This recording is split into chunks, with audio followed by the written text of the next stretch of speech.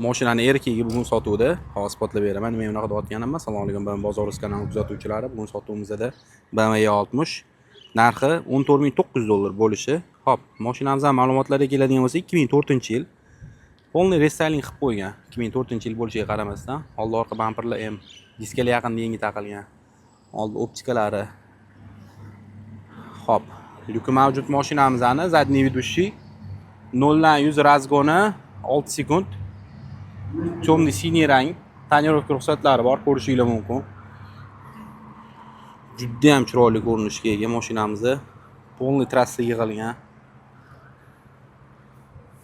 Shonguringlar qo'rqitib yuboradi ovozi trassani. Ну, juda ham приятный ovozi.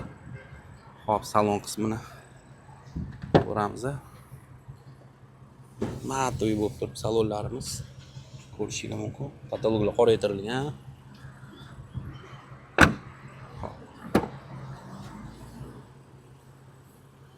Polni restyling qilib qo'ygan richaklari bormi?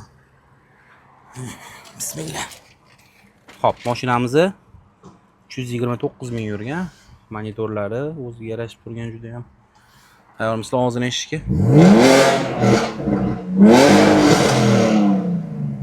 Mana nimaga erkagi dedim sizlarga. Hop. Juda ham zo'r narx o'rtoqli. Kam postlarning egalaridan telefonga bemalol so'rab olsanglar bo'ladi. Deyarli unaqa ishi yo'q. Yaqinda polirovkalar qilib qo'ygan ekanlar. Shoshilinglar. Rahmat e'tibor uchun. Sog' salomat bo'linglar.